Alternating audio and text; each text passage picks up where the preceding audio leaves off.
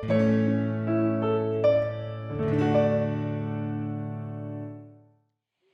su libro, en Predicar, llamado Entre medio de dos mundos, el autor John Stott nos dice de la historia de tres predicadores que no pasaron tiempo preparando su mensaje y las diferentes excusas que estos hombres dieron para tratar de justificar sus acciones o sus faltas de acciones. Uno de los predicadores trató de justificar su pereza para dar un voto de decir que solamente predicaría temporáneamente y confiando en el Espíritu Santo.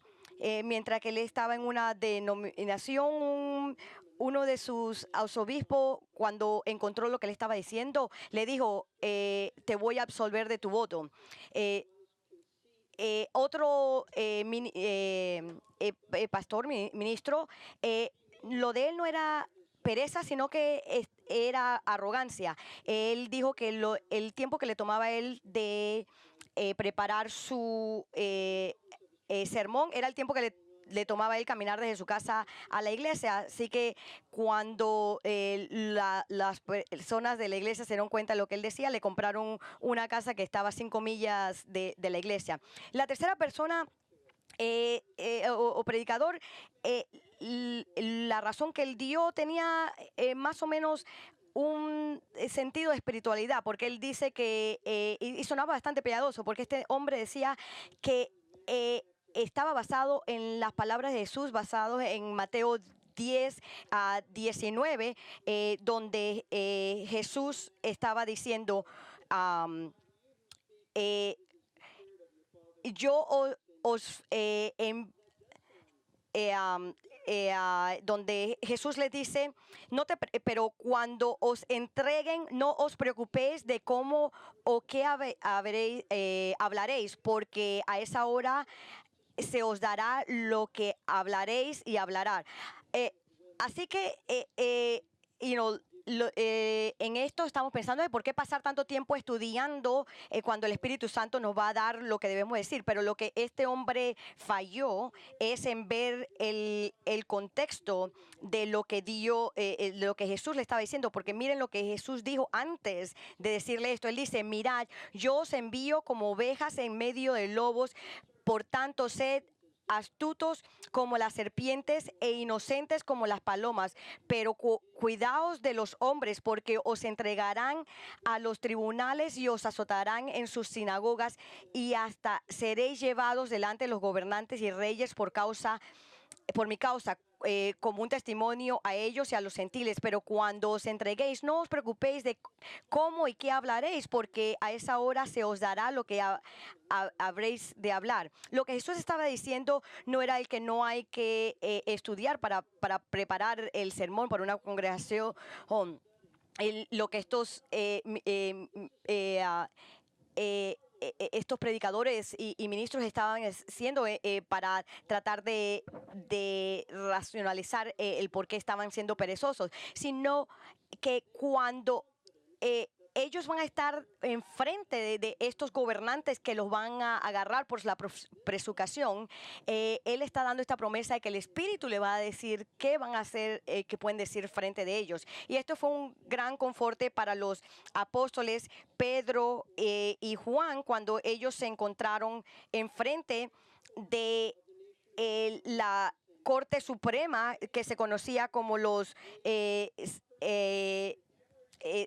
sanadrines, quienes les daban persecución. Y esto es lo que nos dice Lucas de esta persecución y cómo Pedro y Juan responden esto en Hechos 4, 1 al 12. Dice, mientras ellos hablaban al pueblo, se les echaron encima los sacerdotes, el capitán de la guardia del templo y los saduceos, indignados porque enseñaban al pueblo y anunciaban en Jesús la resurrección de entre los muertos. Los echaron mano y los pusieron en la cárcel hasta el día siguiente, pues ya era tarde. Pero muchos de los que habían oído el mensaje creyeron, llegaron, y número de los hombres como a 5,000. Y sucedió que el día siguiente se reunieron en Jerusalén sus gobernantes, ancianos y escribas. Estaban allí el sumo sacerdote Anás, Caifás, Juan y Alejandro, y todos los que eran del linaje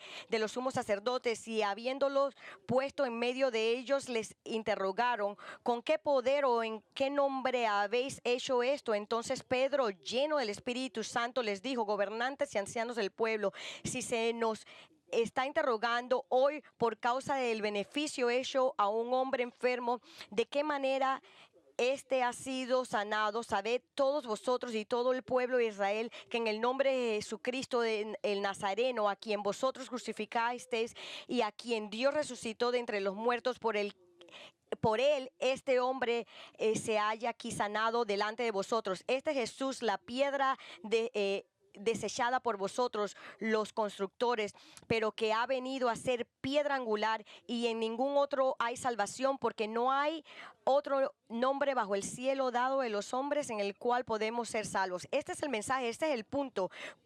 ¿Cuál es la respuesta que nosotros debemos hacer de aquellos que nos insultan y que nos acusan de hacer lo incorrecto? Y lo que Lucas nos están diciendo es cómo debemos lidiar con la persecución. Eh, Él lo hace a través de la historia que él nos presenta cuando estos hombres fueron arrestados y eh, acusados por los gobernantes de ese tiempo, y ellos son modelos para nosotros de cómo debemos a actuar. Y mientras que pasamos a través de Hechos 4:8, lo que Lucas nos está diciendo no es simplemente una, eh, un cuento histórico de cómo ellos fueron arrestados, sino de cómo debemos responder cuando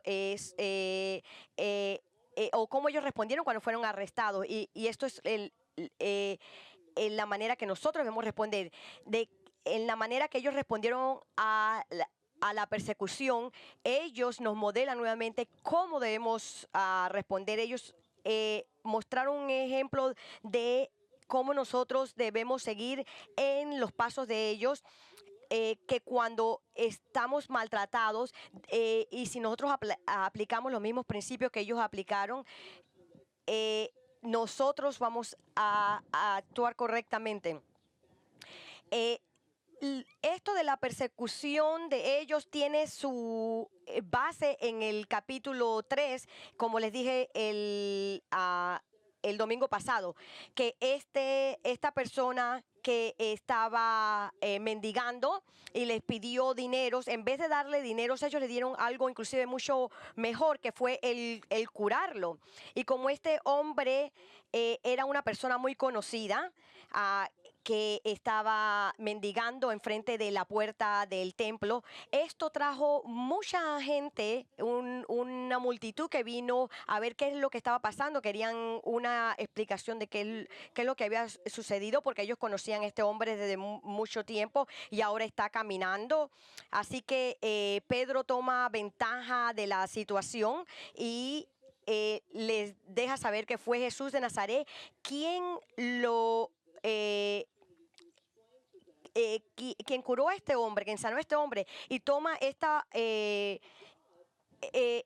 oportunidad para dejarle saber que fue Jesús de Nazaret quien lo sanó, y que Dios lo resucitó a él de los muertos, y la única razón por la cual necesitaba ser resucitado es porque los habitantes de Jerusalén lo habían maltratado y lo habían matado. Él les dice que ellos lo habían rechazado, ellos habían deshonrado a Jesús, se lo habían dado a los romanos para que lo crucificaran, y que ellos estaban siendo culpables de haber matado a su propio Mesías. Y esa es la razón por la cual ellos necesitaban perdón. Y tan malo como fuera esto que ellos habían hecho, él Él les dice que ellos tienen que venir para el perdón de los pecados. Y eso es en el capítulo 3 de Hechos. Y cuando nos movemos al capítulo 4 de Hechos, Lucas nos dice qué sucede después que ellos terminan el mensaje. Nos dice que después que Pedro y Juan terminan el mensaje, ellos se quedaron ahí hablando, contestándole a las personas. Y que los líderes religiosos lo arrestaron y los pusieron en la cárcel porque ellos estaban tan bravos con ellos que los pusieron en la cárcel. Porque para ellos el enseñar era simplemente para los maestros, no para esta gente que no tenían educación, estos pescadores. Así que, y estos eran hombres que eran rechazados por todos estos sanadrines y estos hombres que eran los que enseñaban. Así que esto nos dice que todos los 71 miembros del consejo vinieron al juicio de los apóstoles y les hicieron solamente una pregunta. Les preguntaron bajo qué poder y bajo qué nombre ellos hicieron esto. Y para ellos poder encontrar a Pedro y Juan como culpables de decir algo que iba en contra de la ley de ellos. Así que cuando ellos le preguntaron quién les dio el poder de sanar a este hombre, cuál era de a dónde venía esta sanación, cuando hicieron esta pregunta, lo que siguió en palabras y en comportamiento, lo que Pedro dijo e hizo, eso es lo que vemos aquí para dar varios principios de cómo nosotros, como creyentes en Cristo, debemos lidiar con la persecución. Y el primero de los principios de cómo debemos lidiar con esto, vemos que Pedro respondió estando lleno del Espíritu Santo. No creo que tengo que explicar nuevamente lo que explicamos la semana pasada, pero lo que sí quiero explicar es algo que ya ustedes saben, que le quiero recordar que el estar lleno del Espíritu es simplemente dejar que el Espíritu Santo los controle, no es de tener más de Él, sino que dejar que el Espíritu de Dios los controle. Cuando usted bajo el control del Espíritu Santo, usted no va a estar controlado por sus emociones, sus miedos, sus ansiedades, inclusive las situaciones más peligrosas, como lo que Jesús prometió. Dios nos va a dar en esa hora qué vamos a decir, y porque no va a ser nosotros el que vamos a hablar, sino va a ser el Espíritu de Dios el que nos va a controlar, nos va a decir qué decir. Porque vamos a hablar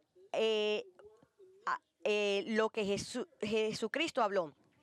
Porque el Espíritu promueve a Cristo. Y esto es exactamente lo que vemos a Pedro hacer aquí. Él no solamente responde la respuesta de los sanedrines, dejándonos saber que fue Jesucristo el que sanó a este hombre, sino que también por el Espíritu de Cristo, Él les dice que ellos fueron culpables de crucificar al Mesías, a quien Dios había exaltado levantándole de los muertos. Y así seríamos nosotros, que en vez de estar llenos de nosotros mismos, de nuestros miedos, de nuestras ansiedades, vamos a estar llenos del Espíritu y saber qué decir. No esté consumido por sí mismo, por su seguridad, por qué le va a pasar a usted, sino por la palabra de Dios que debe estar dentro de nosotros, y hablemos acerca de Cristo de la misma manera que Cristo, de la misma manera que Pedro lo hizo hablar acerca de Cristo. Francamente, esto que Pedro dijo fácilmente pudo traer su muerte, porque él realmente no sabe cómo van a reaccionar los romanos o las personas que estaban enfrente de él.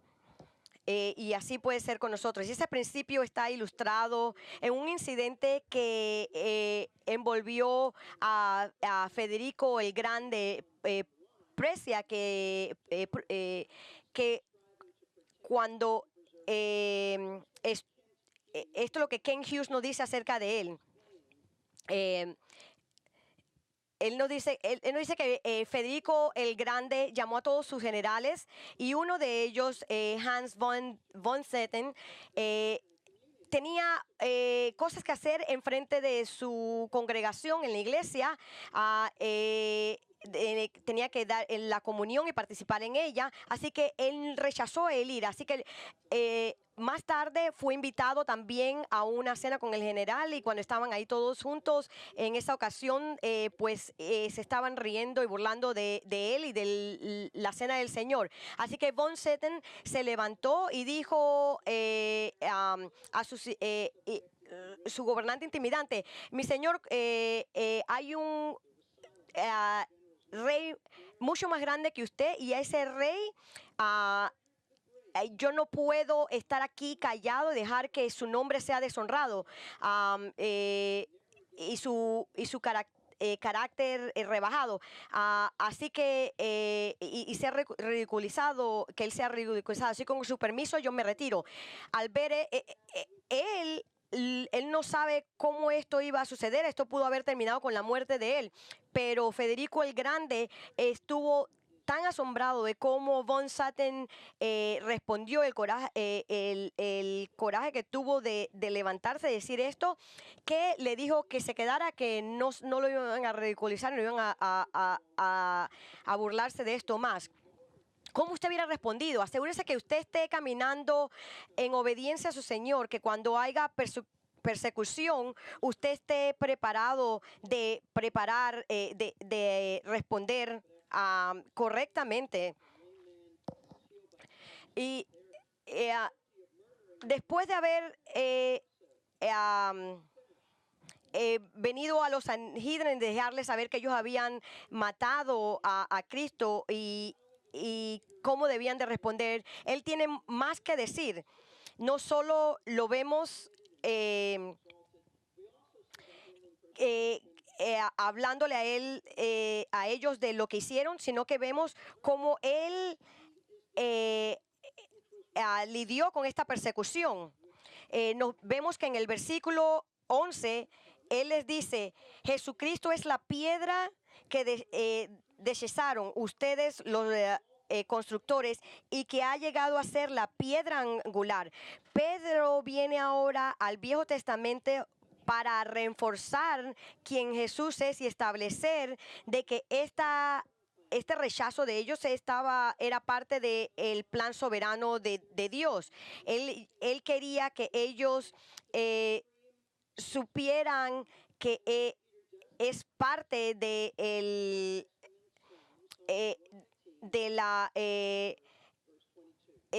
plan soberano de Dios. ¿Y cómo él hace esto? Citando el Salmo 118 en el versículo 22, donde él está diciendo que Jesucristo es la piedra angular. La piedra angular es la piedra donde todas las otras piedras del edificio se ponen y son medidas. Esto no es en referencia a una piedra física angular, sino a nuestro corazón, de que es cómo Dios está poniendo, creando su iglesia en esta piedra angular que es Jesucristo. Y vemos, y escuchen muy cercanamente, que el punto que Pedro está haciendo, incluyendo este salmo a los sanhedrines, dejándoles saber que él es el líder espiritual, considerado la piedra angular de la casa de Dios. Él él inclusive le está acusando de haber fallado miserablemente como líderes porque ellos rechazaron al Mesías, a Jesús.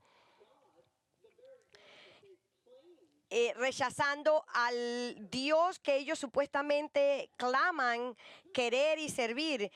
Ellos lo rechazaron, ellos tomaron a Jesús, a quien Dios hizo como su, su piedra angular. Y no hay ninguna duda de esto lo que Pedro estaba hablando, porque en su primera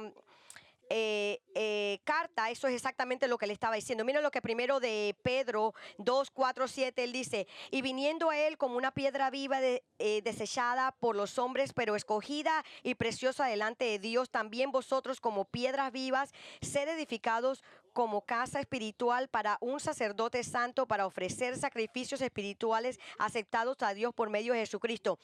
Pues esto se encuentra en la Escritura. He aquí pongo en Sión una piedra escogida, una preciosa piedra angular, y el que crea en él no será avergonzado. Esta preciosa valor es pues para vosotros los que creéis, pero para los que no creen, la piedra que desecharon. Lo que Pedro les está diciendo, él no le está diciendo algo nuevo, él está diciendo algo que ya escucharon.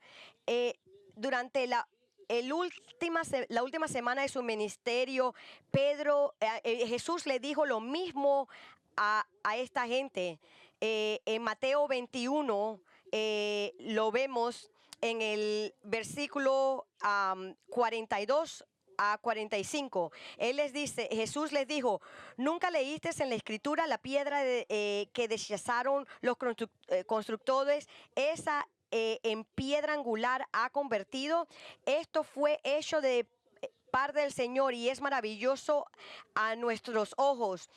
Por eso os digo que el reino de Dios os será quitado y será dado a una nación que produzca sus frutos. Y el que caiga sobre esta piedra será hecho pedazos, pero sobre quien ella caiga lo esparcirá como polvo. Al oír sus parábolas, los principales sacerdotes y los fariseos comprendieron que hablaba de ellos.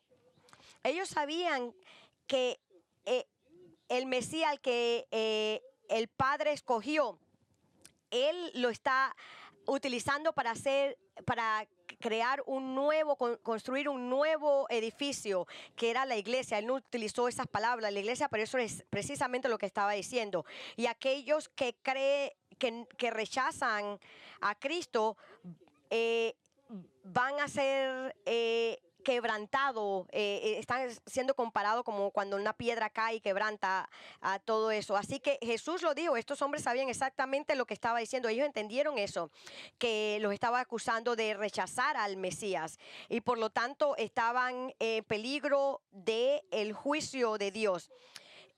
Vemos que el capítulo cierra con ellos diciendo esto: y cuando procuraron prenderlo tuvieron miedo de la multitud porque le tenían por profeta. Ahora, vamos más adelante, a varias semanas adelante, a unas cuantas semanas. Pedro le está diciendo esto a estos hombres, le está diciendo exactamente lo que Jesús le dijo después de haberlo arrestado y crucificado. Y tenemos la pregunta: ¿por qué Pedro le está diciendo lo mismo? ¿Por qué le está haciendo una referencia a esto? Es porque hay dos razones por la cual Pedro trae a el Salmo 118 de que Jesús es la piedra angular. Primero, porque él quiere que ellos entiendan que ellos, que son los líderes espirituales, estaban oponiendo a Dios. Cuando ellos están en contra de Jesús, ellos son enemigos de Dios, porque ellos vieron a Cristo. Cristo es la piedra angular y ellos la están rechazando. Ellos son culpables de haber matado a su propio Mesías, pero sin importar lo que ellos hicieron, Dios va a llevar a cabo lo que Él quiere llevar a cabo. De inmediato cuando Pedro sale de hablarles de sus pecados, él les ofrece esperanza porque le está dando esperanza por la salvación de sus pecados. Y esto es obvio por lo siguiente que Pedro le dice después de lo que él dijo. Él les dice, pero porque no hay bajo el cielo otro nombre dado a los hombres mediante el cual podemos ser salvos. Nuevamente él dijo, de hecho en ningún otro hay salvación, porque no hay bajo el cielo otro nombre dado a los hombres mediante el cual podemos ser salvos. Esto enfáticamente nos dice que la salvación es solamente en Cristo. Dios nos rescata y la salvación no se encuentra en nadie más, pero en Jesucristo. Él y Él solamente, el Jesús de la Biblia, en ningún otro individuo, Mohammed, Moses, ningún otro líder religioso, Alá, nadie más puede proveer salvación. En otras palabras, Jesucristo, el nombre de Jesucristo es el único que nos puede salvar de la ira de Dios. Estas declaraciones que suenan tan exclusivas, tan cerradas, que traen la ira de muchas personas, lo son. Y esto que trae la ira de estas personas Pedro está diciendo, es exclusivo, es cerrada, es intolerante. Pero el hecho es que no importa cómo las personas reaccionan a esto, es la verdad. La salvación de Dios es en Cristo solamente. Y es muy angosta y es completamente intolerante. Y nos dice cómo podemos llegar al cielo. Es la única manera de llegar al cielo. Esto lo vemos en la exclusividad. Él lo dice, lo vemos en otras escrituras, en Juan 14:16. Él lo dice, Jesús le dice en 14:6, Jesús dijo, yo soy el camino, la verdad y la vida. Nadie viene al Padre sino por mí. Si me hubieras conocido, también hubieras conocido a mi Padre. Desde ahora lo conocéis y lo habéis visto. Él dice, el que me ha visto al Padre. Estas palabras parecen muy exclusivas, pero es la manera que es. También lo vemos en Mateo 7, 13 al 14. Entrad por la puerta estrecha, porque ancha es la puerta y amplia es la senda que lleva a la perdición, y muchos son los que entran por ella, porque estrecha es la puerta y angosta la senda que lleva a la vida, y pocos son los que la hallan. Dios tiene que castigar el pecado. Nadie va a ir al cielo con pecado en sí, pero Jesús es la respuesta para eso, porque Él, siendo Dios, se convirtió en hombre y fue castigado por nosotros los pecadores, y ese es el significado de la cruz. Cristo siendo el Dios eterno, Él absorbió nuestros pecados y pagó por ellos. Su muerte fue una muerte que sustituyó por nosotros. Y Él con eso completamente perdonó, con eso Dios completamente perdonó nos perdonó a todos nosotros y Él ahora ve la justicia de Cristo en vez de ver el pecado de nosotros cuando nos ve a nosotros. Justicia y no pecado. Y su resurrección de la muerte es lo que nos deja saber que Dios, el Padre, aceptó ese sacrificio por parte de los pecadores. Por eso que no hay salvación en frente de nadie más que en Cristo.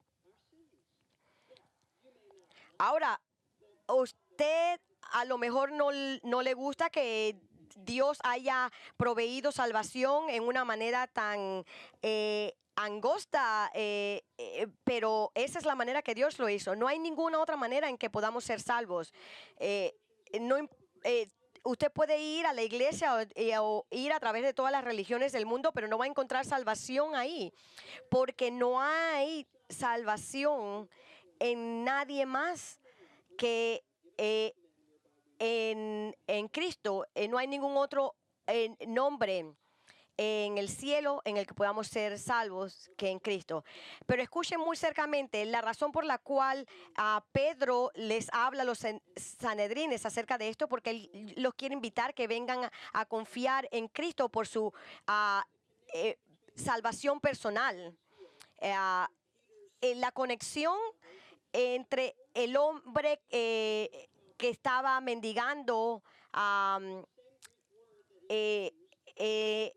la salvación de ese hombre, el perdón de ese hombre, y nosotros es lo mismo que lo que Pedro les está diciendo a los sanedrines es que de esa manera en la que este hombre fue sanado por Jesucristo, ellos pueden ser sanados espiritualmente por Cristo y Cristo solamente. Así que, ¿cuál es el principio en el que se nos está enseñando aquí en este momento? Cuando estamos perseguidos por nuestra fe, no debemos tener o preocuparnos por nuestra alma, porque Dios nos va a dejar saber qué decir.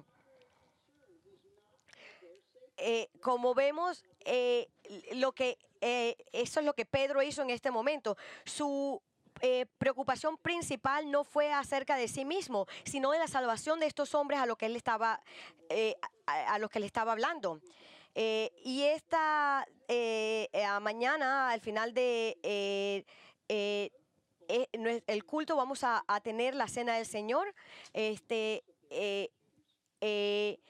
Y vamos a ver que esperemos que así nosotros tengamos la misma actitud, que estemos preocupados por la salvación de otras personas más de que estamos preocupados por nosotros mismos.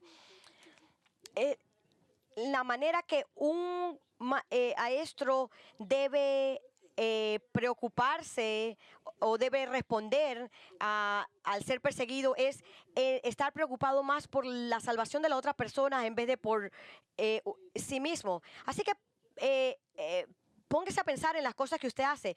Si está con una persona que le hace la vida un poquito imposible, un poco incómoda, ¿usted se está preocupando más por usted o por esa persona? Ore por la salvación de esa persona. O usted se está preocupando más de estar libre de las maldades que le hace esta persona. Tan incómodas como pueden ser estas situaciones, debemos estar más preocupados por la salvación de esta persona. Acuérdense de que uno de los miembros de los sanedrines que estaba ahí era el hombre que tenía el nombre de Saúl de Tarsa. Y ese es quien se convirtió luego en el apóstol Pablo. Así que no sabemos cuál fue el impacto que tuvo el sermón de Pedro en Pablo. Acuérdense que las personas que los persiguen ustedes son personas perdidas. La salvación de ellos debe ser lo que le preocupa a ustedes. El destino eterno para ellos debe ser más, debe ser principal para ustedes o mucho más importante para ustedes que el mal rato que esté pasando en el momento. La segunda manera que debemos responder estando llenos del Espíritu. Sabemos que tenemos salvación en nadie más, pero en Jesucristo. Debemos estar llenos del Espíritu, debemos estar confiar en Él. Así que si usted no es salvo, le pido que considere esto, que no hay salvación en más nadie que en Jesucristo. Jesucristo solo es el que puede perdonar los pecados.